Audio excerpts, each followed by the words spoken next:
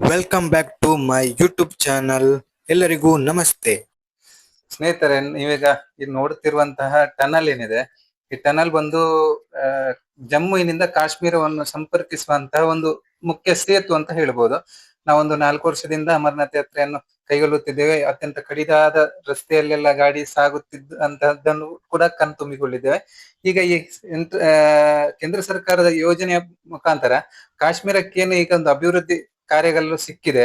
ಅದರಲ್ಲಿ ಈಗ ಕಾಣುತ್ತಿರುವಂತಹ ಒಂದು ಟನಲ್ ಏನಿದೆ ಅದು ನಿಮ್ಮ ಮುಂದೆ ಇದೆ. ಈಗ ನೋಡಿ, ನಾವು ಈ ಟನಲ್ ನಿಂದ ಏನು ಹೊರಗೆ ಬರ್ತಾ ಇದ್ದೇವೆ. ಇದೊಂದು ಸರಿಸುಮಾರು 9 ಕಿಲೋಮೀಟರ್ನಷ್ಟು ಉದ್ದಕ್ಕೆ ಈ ಟನಲ್ ವ್ಯಾಪಿಸಿದೆ. ಅಂದ್ರೆ ಒಂದು ಅಂದಾಜು ಸಿಗ್ಬೋದು ನಿಮಗೆ ಎಷ್ಟು ಒಂದು ಅಭಿವೃದ್ಧಿ ಕಾರ್ಯಗಳು ಎಷ್ಟೆಲ್ಲ ಆಗಿದೆ ಅನ್ನೋದನ್ನು ನೀವು ಗಮನಿಸಬಹುದು. ನೋಡಿ, ನಾವು ಈ ಸಲ ಕೂಡ ಪ್ರತಿ ಬಾರಿಯಂತೆ ಅಮರನಾಥ ಯಾತ್ರೆಗೆ ಬಂದಿದ್ದೇವೆ. ನನ್ನದೊಂದು ಸಲಹೆ ಆಗಿರ್ಬೋದು ಅಥವಾ ನನ್ನೊಂದು ಈಗ 4 ವರ್ಷದಲ್ಲಿ ನಾನು ಪಡೆದುಕೊಂಡಿರುವಂತಹ ಒಂದು ಅನುಭವದ ಆಧಾರದ ಮೇಲೆ ನಾನು ಹೇಳುವುದಾದ್ರೆ, ಕಾಶ್ಮೀರದಲ್ಲಿ ನಿಮಗೆ ದೇವರ ದರ್ಶನ ಮಾಡುವುದಕ್ಕಿಂತ ಅಥವಾ ದೇವರ ದರ್ಶನ ಆಗ್ತದೋ ಬಿಡ್ತದೋ ಅನ್ನೋದಕ್ಕಿಂತ ಕಾಶ್ಮೀರಕ್ಕೆ ಬಂದಾಗ ನಾವು ಪ್ರಕೃತಿಯನ್ನು ಒಂದು ಅನುಭವಿಸ್ಬೇಕು. ಪ್ರಕೃತಿಯ ಸೌಂದರ್ಯವನ್ನು ನಾವೊಂದು ಅನುಭವಿಸ್ಬೇಕು. ಆಗಲೇ ನಮಗೆ ನಾವು ಬಂದಂತಹ ಯಾತ್ರೆಗೆ ಒಂದು ಸಂಪೂರ್ಣತೆ ಅಂತ ಆಗುವುದು ಅಂತ ನನ್ನೊಂದು ನೋಡಿ, ಇಲ್ಲಿ ನೀವು ಗಮನಿಸಿರುವಂತಹ ಎಲ್ಲ ಸಾಧಾರಣವಾಗಿ ಎಲ್ಲ ಕಾಲ್ನಡಿಗೆಯಲ್ಲೇ ಸಾಗುತ್ತಿರುವಂತದ್ದು ನೀವು ಗಮನಿಸಿರ್ಬೋದು. ನಮ್ಮ ಇವತ್ತಿನ ಈಗ ಬೆಳಿಗ್ಗೆಯಿಂದ ನಾವೇನು ಸಂಜೆ ಹೋಗಿ ಹಾಲ್ಟ್ ಆಗ್ತೇವೆ, ಅದು 24 ಕಿಲೋಮೀಟರ್ನ ಒಂದು ಯಾತ್ರೆ ಇದೆ. ಅದರಿಂದ ಅದರ ಸಂಪೂರ್ಣ ವಿಡಿಯೋ ನಿಮಗೆ ತೋರಿಸುವುದು ಅಂದ್ರೆ ಒಂದು ವಿಡಿಯೋದಲ್ಲಿ ತೋರಿಸುವುದು ಅಸಾಧ್ಯ. ನಾನು ಕಟ್ ಮಾಡಿ ಅದಕ್ಕೆ ಅದನ್ನು ನಿಮ್ಮ ಮುಂದೆ ಪ್ರಸ್ತುತಪಡಿಸ್ತಾ ಸಾಗುತ್ತೇನೆ. ನೋಡಿ, ಅಮರನಾಥ ಯಾತ್ರೆ ಅಂದ್ರೆ ಕಾಲ್ನಡಿಗೆಯಲ್ಲಿ ಯಾತ್ರೆ ಇರ್ತದೆ, ಕುದುರೆಯಲ್ಲಿ ಇರ್ತದೆ, ಮತ್ತೊಂದು ಹೊತ್ಕೊಂಡು ಹೋಗೋರು ಸಿಗ್ತಾರೆ. ಹಾಗಂತೇಳಿ 2 ಕಡೆಯಿಂದ ಯಾತ್ರೆ ಪ್ರಾರಂಭ ಆಗ್ತದೆ. ಒಂದು ಬಾಲ್ಟಲ್ ಅಂತೇಳಿ, ಒಂದು ಪೆಹಲ್ಗಾಮ್ ಅಂತೇಳಿ. ಪೆಹಲ್ಗಾಮ್ನ ದಾರಿ ಸ್ವಲ್ಪ ದುರ್ಗಮ. ಅಂದ್ರೆ ನಾನು ಈ ಯಾತ್ರೆ ಮಾಡ್ತಾ ಇರುವಂತದ್ದು ಪೆಹಲ್ಗಾಮಿಂದ ಚಂದನವಾಡಿಯಿಂದ ಯಾತ್ರೆ ಪ್ರಾರಂಭ ಆಗುದು. ಪೆಹಲ್ಗಾಮ್ ಅಲ್ಲಿ ಹಾಲ್ಟ್ ಆಗಿ ಚಂದನವಾಡಿಯಿಂದ ಯಾತ್ರೆ ಪ್ರಾರಂಭ. ನೋಡಿ, ಇದು ಅಮರನಾಥದಲ್ಲಿ MG ಟಾಪ್ ಅಂತ ಸಿಗುತ್ತೆ. MG ಟಾಪ್ ಇಂದ ಕೆಳಗೆ ಇಳಿಬೇಕಿದ್ರೆ ಒಂದು ಪುಷ್ಪತ್ರಿ ಅಂತ ಸಿಗುತ್ತೆ. ಆ ಪುಷ್ಪತ್ರಿ ಸಿಗೋ ಮೊದಲು ಈ ಸಲ ಒಂದು ಐಸ್ ಆಗಿದೆ. ಲಾಸ್ಟ್ ಇಯರ್ ಅದಕ್ಕಿಂತ ಮೊದಲೇರೆಲ್ಲ ನಾವು ಬರಬೇಕಿದ್ರೆ ಐಸ್ ಎಲ್ಲ ನೀರಾಗಿ ಏನೇನೂ ಇರಲಿಲ್ಲ. ಈ ಸಲ ಸ್ವಲ್ಪ ಇಲ್ಲಿ ಐಸ್ ನೋಡ್ಲಿಕ್ಕೆ ಸಿಗ್ತಾ ಇದೆ. ಇಲ್ಲಿ ಮೇಲೆ ನೋಡಿ, ಬೆಟ್ಟದ ಮೇಲೆ ಎಲ್ಲ ಐಸ್ ಕಾಣಿಸ್ಲಿಕ್ಕೆ ಸಿಗ್ತಾ ಇದೆ. ನೋಡಿ, ಇಲ್ಲಿದೆ. ವಿಡಿಯೋ ಮಾಡ್ತಾ ಇರೋ ಉದ್ದೇಶ, MG ಟಾಪಿಂದ ಕೆಳಗೆ ಪುಷ್ಪತ್ರಿ ಅಂತ ಇಳಿತೇವೆ. ಅಲ್ಲಿ ಇಳಿಯುವಾಗ ನಾನೀಗ 4ನೇ ಸಲ ಇದು ಯಾತ್ರೆ ಮಾಡ್ತಾ ಇರುವಂಥದ್ದು.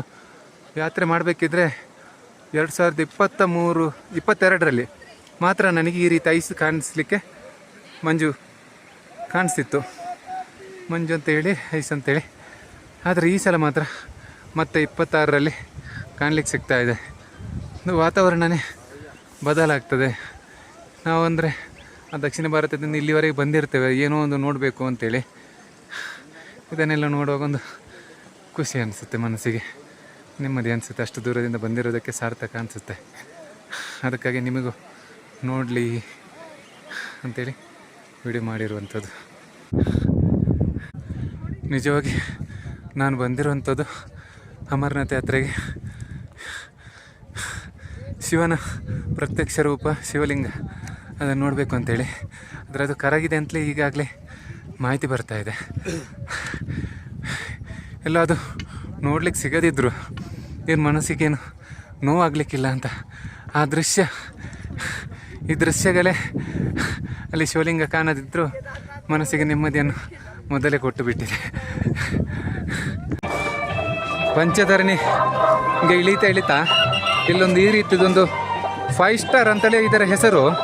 ಇದು ಯಾರೋ ಉದ್ಯಮಿ ದೆಹಲಿಯವರು ಬರುವಂಥ ಎಲ್ಲ ಭಕ್ತಾದಿಗಳಿಗೆ 5 ಸ್ಟಾರ್ ಹೋಟೆಲಲ್ಲಿ ಯಾವ ರೀತಿಯದು ಎಲ್ಲ ಊಟ ತಿಂಡಿ ಇರ್ತದೋ, ಫ್ರೂಟ್ಸಿಂದ ಹಿಡಿದು ಸ್ವೀಟ್ಸಿಂದ ಹಿಡಿದು ಊಟ, ದಕ್ಷಿಣ ಭಾರತದ ಶೈಲಿ ಅಥವಾ ಉತ್ತರ ಭಾರತದ ಶೈಲಿ, ಪಂಜಾಬಿ ಶೈಲಿ, ಯಾವ ಶೈಲಿಯ ಊಟ ನೀವು ಕೇಳ್ತೀರಾ ಆ ರೀತಿಯ ಊಟ, ಎಲ್ಲ ರೀತಿಯ ಊಟ. ಮತ್ತು ನಡೆದು ಬಂದು ಸ್ವಲ್ಪ ಆಯಾಸ ಆಗೋರಿಗೆ ವೈಬ್ರೇಟರ್, ಈ ರೀತಿಯದೆಲ್ಲ ವ್ಯವಸ್ಥೆಗಳನ್ನು ಇಲ್ಲೊಂದು ಮಾಡಿದ್ದಾರೆ.